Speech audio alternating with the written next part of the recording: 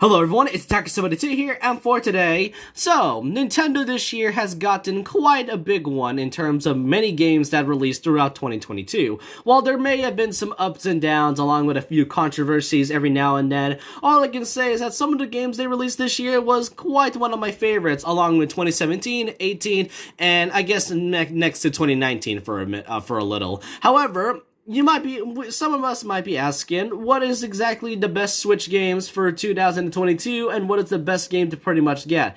So that's why in this video, I want to be talking about the top 5 best Nintendo Switch games of 2022. So first of all, I have to mention some rules. First off, obviously, these are my thoughts and opinions. You can disagree with me all you want about what the games I put in my placement. Number 2, I'm only going to be including games from 2022. I will not be mentioning any games that came out like from 2021 or 2019 or 18. This is specifically for this year, since 2023 is coming up very soon, and I feel like it's the best way to just talk about 2022 games. And finally, last but not least, let's just mention the fact that this is obviously not only my opinion, but I will also be mentioning just games that are first and third party. So sadly, for those who wanted Omori in this list, sadly it is an indie game, so I can't really place it in anywhere else. I'm more specifically talking about first and third party games such as Sonic and Bayonetta. So with all that out of the way, I hope you guys enjoyed this video, and let's get started with the top 5 best Nintendo Switch games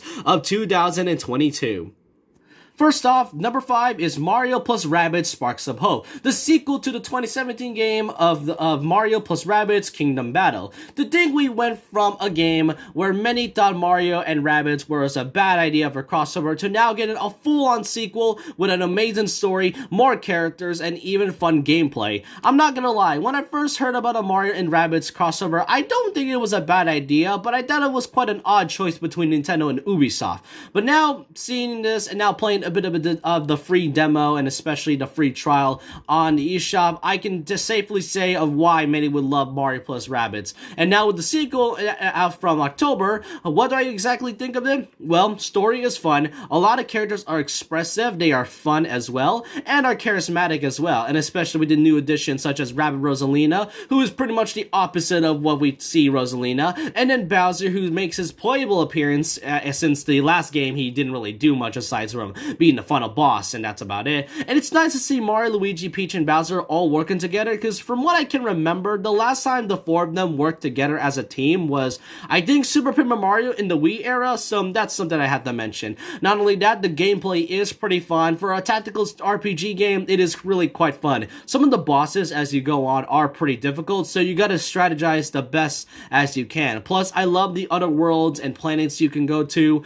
throughout the story, and like I said, some of the battles and bosses can be a little bit difficult if you don't know what you're doing or didn't really strategize it very well. So that's why it's number 5 on this list. So if you are a huge fan of Mario and Rabbids, then you can pretty much get this. Plus, there's still DLC for next year with the return of Rayman after not appearing in his own series in a long time.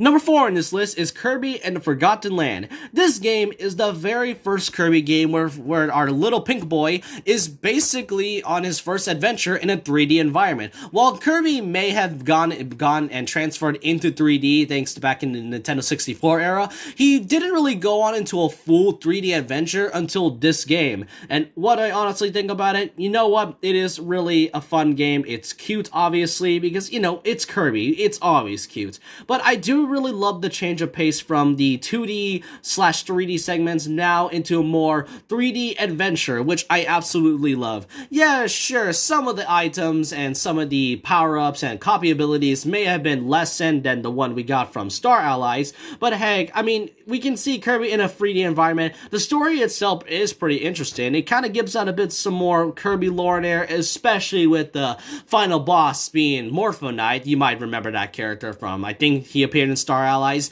All I can say is that this being one of the best games I played in a long time. I mean, Star Allies was great, but Kirby now going into a full 3D adventure is quite the treat, as many have been wanting this for quite a long time. So, yeah, I can see Kirby getting into more of a great deal for next year, especially with the upcoming release of Kirby Return to Dreamland Deluxe. So, yeah, this is very much number 4 on my list for Nintendo games of 2022. Number 3 is Sonic Frontiers. This, in my opinion, basically redeemed the Sonic series as a whole. Yeah, sure, we've gotten a lot of Sonic content from this year, from Sonic Origins to Sonic the Hedgehog Movie 2, and then the recent Sonic Prime show on Netflix, but Sonic Frontiers is by far the best Sonic 3D game we've gotten in quite a long time. Forces definitely disappointed me in terms of how missed potential it was from its story, its characters, and especially, the main villains itself. But with Sonic Frontiers, that basically threw it all out and redeemed it, and it made me kind of happy to finally see Sonic back at its feet. And the thing about this game, though, is that this is an open zone area. And by open zone, it's kind of just meaning the open world. It's not exactly an open world, but it's more of just going and exploring around many areas. You can also, go through each levels, which is cyberspace, from time to time. And if you want to pretty much get 100%, then you basically have to do all the achievements on each level, and all.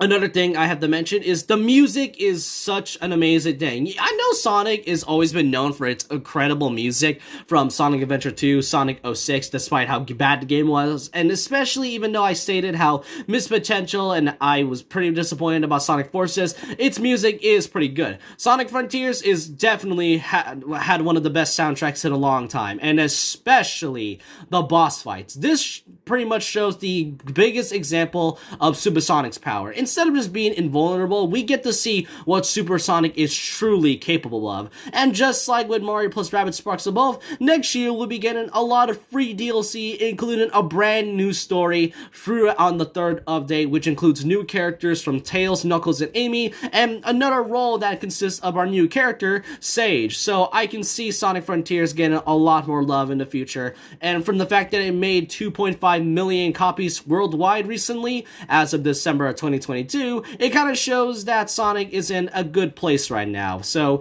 that's why it's number 3 on its spot. If you really like a fast-paced, great bosses, and incredible music, then this is something that you can add.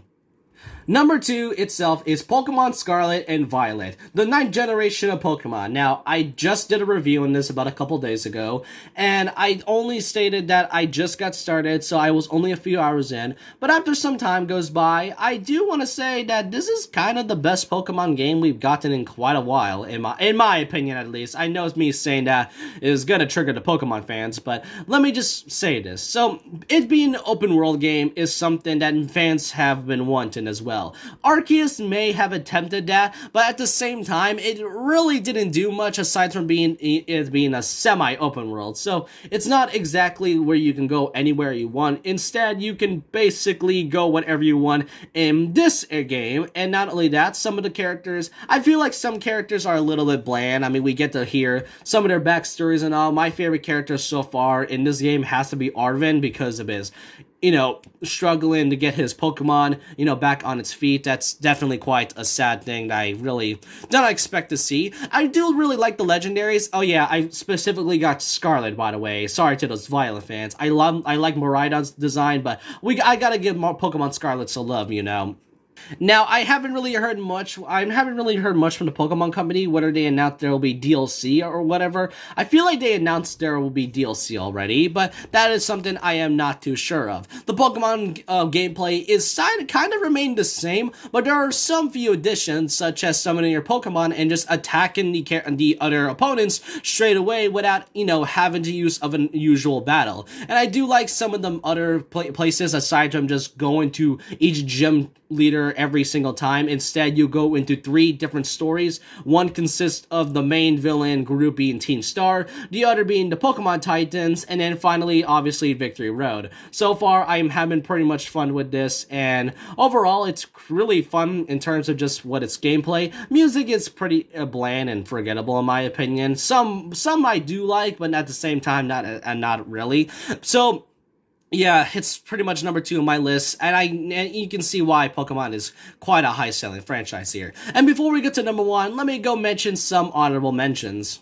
Now, the honorable mentions are games that couldn't make it to this list, whether it's games that, that I haven't really been getting interested of, or I just kind of, or whatever, or when I played it, I just kind of, just gave it a bit of an okay, just about a 7 or so. So, first up, Splatoon 3. While Splatoon 3 is quite a fun game, it is high-paced and all, I haven't really gotten attached to the Splatoon series since the first Splatoon game. It's still fun, though, and I do like its story mode, but there really isn't much else aside from adding new updates every few months, and also the Splatfest as well. Those can actually be hype. Next honorable mention is Nintendo Switch Sports, because this is a game that pretty much is sort of ruined by free updates, because this is the bad example of when it comes to free updates. And it wasn't really the game's fault, it was mostly on Nintendo's point of view, who thinks that when you release the game and, add free updates, many will talk about it, while at the same time, it pretty much only makes the fans forget about it.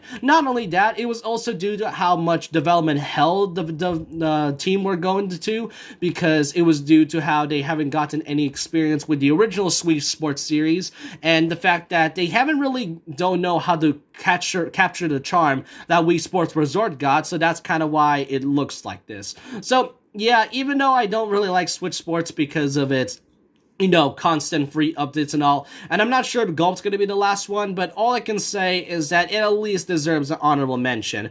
Next up is Mario Strikers Battle League, another game that was also mispotentialed by Nintendo, because recently we got the last free update from the game, being Bowser Jr. and Birdo being added, so the fact that these will be the last characters added is quite a shame, given how Strikers hasn't gotten a new game in at least 15 years, which pretty much shows how much Nintendo only wanted to make this for the sake of nostalgia. But, at the same time, Next Level Games did put a lot of effort into this. The animations are fun. Gameplay is very, stressful, exciting, and even, intense at times. So I can at least give them that. I can kind of blame Nintendo just for making this a free update sort of thing. And I just want to say this, Mario Tennis Aces is a perfect example of how you can do a free update at least. Next up, Sonic Origins. This is a game that came out earlier this year of June 2022, and I did hear a lot of controversies in terms of what the game is about, but if you truly want to re-experience all 4 Sonic games from Sonic 1, Sonic 2, Sonic CD, and Sonic 3, then yeah, you can pretty much experience this right now, and if you really want to just, if you don't really own a Sega Genesis at all. Next up is Fire Emblem Warriors 3 Hopes, a sort of alternate timeline in the Fire Emblem Three Houses universe. While I am not a fan of Musou/Warrior games, I do want to say that it's pretty satisfying to play this sort of game. I only got into around Chapter 3 in the demo, but overall, I do want to say that if you're a huge fan of the Three Houses universe from its characters and story, and are a fan of Warrior/Musou games, then this one can be for you. Next up is Kirby's Dream Buffet. Yeah, remember when this game existed? Overall, Kirby's Dream Buffet is quite a quick game. It only costs at around $15. It is pretty fun, and it can also get a little bit intense. After all, it is a mix of a minigame / race and marathon, so you can probably see why. Plus, I also love some of the details that you can get, such as if you get Kirby in the Forgotten Land, you can also get its music right away whenever you get this game. Plus, getting some of the costumes and the races is quite a fun time. So if you really love to play more Kirby, then this game is also for you. And finally, the last honorable mention for today is Pokemon Legends Arceus. This is pretty much the game that sort of revolutionized the series as a whole, as this is the first one that pretty much went from simply taking turns to now going into a full semi-open world 3D concept. This pretty much takes place at around, Generation 4. We go back into the times where, where you can create the first Pokédex and see other regional Pokemon such as Oshawott and Rowlet and all. So if you really wanted to have a nice change of pace instead of just taking turns, then Pokemon Legends Arceus is for you. So with all of the honorable mentions, what is by far the best 2022 game from the Nintendo Switch? Well, I'm pretty sure it is obvious, and that, my friend, is Xenoblade Chronicles 3. I really don't know what to say about this game at all. It is quite an amazing experience as a whole. I like RPGs as a whole, but Xenoblade Chronicles as a series definitely changed my point of view with it. This series basically is one of my favorite RPG genres next to games such as Final Fantasy and Kingdom Hearts, but Xenoblade Chronicles 3, is it really worth buying at all? And in terms of, getting it for this year, well, if you are trying to get into a more different approach in the RPG genre, Xenoblade Chronicles definitely takes it to the approach. The gameplay has a mix of Xenoblade 1's combat system and then Xenoblade 2's combat system, both mixed into this third game. The characters are also really well designed. They are pretty fun. Some characters felt a little bit underdeveloped, but the story is also phenomenal as well. The voice acting is incredible as always. The first and second game, from what I've seen, is really knows how to perform the voice acting very well. And the third game did not disappoint even as well. And not only that, and next year we will be getting more DLC. We've already gotten the first 2 waves for the expansion pass, but next year we'll be getting its third wave, and in the fourth one we'll be getting a whole brand new story, just like with Torn Out the Golden Country. So yeah, Xenoblade Chronicles 3 is a game that has really well developed characters, great story, a beautiful vast open world landscape, and, amazing music. It's a shame that it got robbed from God of War Ragnarok from the Game Awards, but all I can say is that, yep, Xenoblade Chronicles 3 is by far, in my opinion, #1 for the best Nintendo Switch game of 2022. So, that's all I can say about it. Which of these games that I showed you is the best game for this year, in your opinion? Let's all make 2023 a great year. We're gonna get a lot of big ones next year, such as Tears of the Kingdom. So I just hope you all enjoy, the rest of 2022. I still have a few more videos to make left before this year ends. So I hope you all enjoyed this video. And so with that, leave a like, comment, subscribe, hit the notification bell for more videos, follow my Twitter, and I'll see you guys next time. And remember this, once a legend, always a legend. Like a Hellcat.